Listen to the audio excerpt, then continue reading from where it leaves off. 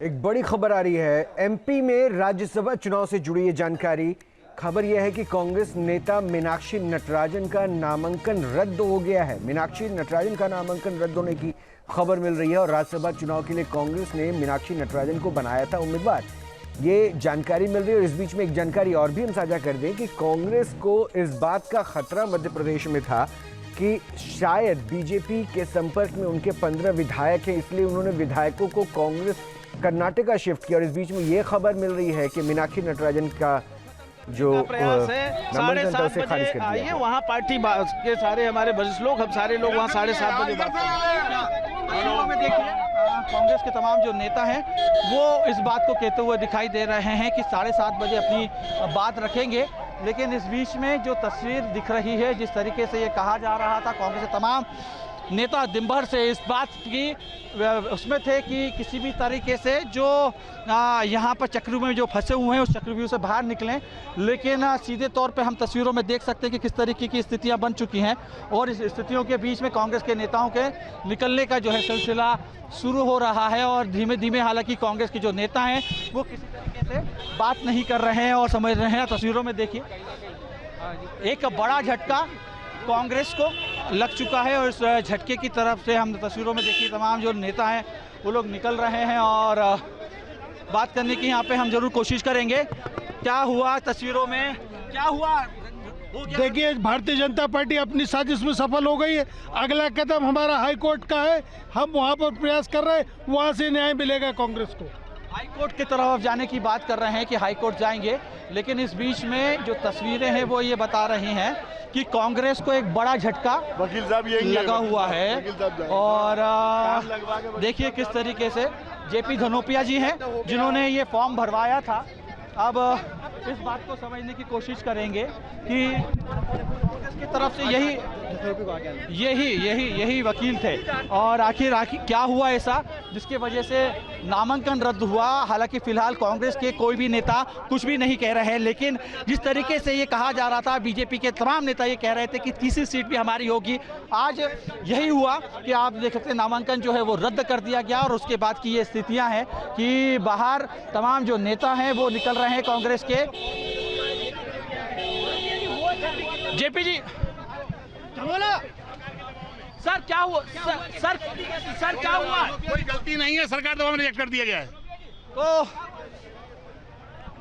तस्वीर देखिए, तस्वीर में आप ये विधानसभा के बाहर की है और जिस तरीके से एक बड़ा झटका कांग्रेस को लगा है, मीनाक्षी नटराजन का नामांकन रद्द हो गया है। ये इस समय की बड़ी खबर है और तमाम जो लोग हैं कांग्रेस के जो नेता हैं वो किसी भी प्रकार से बात करने को यहाँ पर तैयार नहीं है। उनका ये कहना है कि दबाव, सरकार का दबाव रहा, लेकिन आखिर ऐसे कैसे ये जिस तरीके से नामांकन जो भरा गया उसमें क्या त्रुटियां रही, इस बात की जानकारी देने के लिए कोई भी तैयार नहीं है। तमाम जो लोग हैं उनसे बात करने की कोशिश करते हैं। बीजेपी के नेता हैं जो बाहर निकल रहे हैं और इसको न्याय संगत बता रहे हैं, लेकिन आखिर ऐसा क्या हुआ जिसमें क्या हुआ आखिर? तस्वीरों में देखिए आप, जो लोग यहाँ से निकलते हुए जा रहे हैं। बीजेपी की नेता भी बात करने को तैयार नहीं, कांग्रेस की लीडरशिप भी बात नहीं कह रही। वो यही कह रही है कि शाम को 7:30 बजे संयुक्त रूप से पत्रकार वार्ता करेंगे, उसके बाद ही कुछ आगे कहा जा सकता है। लेकिन इस समय का एक बड़ा झटका कांग्रेस को लग चुका है। तमाम जो लोग थे, तमाम जो दिग्गज नेता थे वो इस समय विधानसभा के अंदर थे। इस बात की कोशिश कर रहे थे कि जो जिस तरीके से जो आपत्ति लगाई गई है उसको लेके किसी तरीके से आपत्ति को लेके आगे एक्शन लिया जाए। लेकिन इस बीच में रिटर्निंग ऑफिसर ने तमाम तथ्यों के अनुसार ये देखा और तमाम तथ्य पाए गए। उसके बाद मीनाक्षी नटराजन का जो नामांकन है रद्द कर दिया। यानी कि तीनों सीट इस समय। एक जरूरी बात क्या है कि कांग्रेस को इस बात की चिंता थी कि कहीं बीजेपी के टच में 15 विधायक हैं तो वो क्रॉस वोटिंग ना हो जाए, इसलिए कर्नाटका शिफ्ट किया गया। लेकिन खेल तो कुछ और हो गया। देखिए बिल्कुल बीजेपी के खेल को समझ ही नहीं पाई कांग्रेस। आखिर समय तक कांग्रेस के तमाम जो नेता इस बात को समझ रहे थे, इस बात को कह रहे थे कि हमारे विधायकों में सेंधमारी की जा सकती है, लेकिन बीजेपी का पूरा प्लान ही अलग था, पूरा ब्लूप्रिंट अलग था और उस चीज को लेके कांग्रेस के जो नेता हैं उनको भनक ही नहीं लग पाई कि लास्ट दिन इतना बड़ा मूवमेंट बीजेपी कांग्रेस के खिलाफ शुरू कर सकती है। हालांकि जिस तरीके से ऑपरेशन लोटस की बात की जा रही थी, ऑपरेशन लोटस को लेके कहा जा रहा था कि बेंगलुरु भेजा जा रहा बोला है तमाम विधायकों को, लेकिन बेंगलुरु पहुंचने से पहले, कांग्रेस के विधायकों को बेंगलुरु पहुंचने से पहले बीजेपी ने अपनी तीसरी सीट भी यहां पर कब्जा कर ली। और जिस तरीके से जब निर्विरोध यहां पर हम कह सकते हैं कि उनको रद्द कर दिया गया है और तो लोग उनसे निकलने का अतुल की आवाज नहीं पहुंच पा रही, लेकिन हम आपको बता दें कि नामांकन को रद्द कर दिया गया है। पूरी वजह हम जरा जानने की कोशिश करेंगे, तभी उस पर किसी तरह कमेंट कर सकते हैं। लेकिन राज्यसभा कैंडिडेट के तौर पर मीनाक्षी नटराजन को एमपी से कांग्रेस की तरफ से उतारा गया था और नामांकन उनका रद्द कर दिया गया। अतुल, क्या कुछ वजह चल पाई पता, क्या क्या वजह रही जिसकी वजह से इनका नामांकन रद्द हुआ? देखिए साफ तौर पे बीजेपी के तमाम जो नेता हैं उनका यही आपत्ति थी कि मीनाक्षी नटराजन ने जब नामांकन भरा उसमें उनका आपराधिक जो रिकॉर्ड था उसकी पूरी तरीके से जानकारी नहीं दी। इसी को आपत्ति का पूरा एक बैकग्राउंड तैयार करा और उसके बाद तमाम जो नेता हैं खासतौर पर राहुल कोठारी अपनी आपत्ति दर्ज कराने के लिए यहाँ पे पहुंचे और उसके बाद दिन भर में हम तस्वीरों में देख सकते हैं किस तरीके से पूरा घटनाक्रम रहा।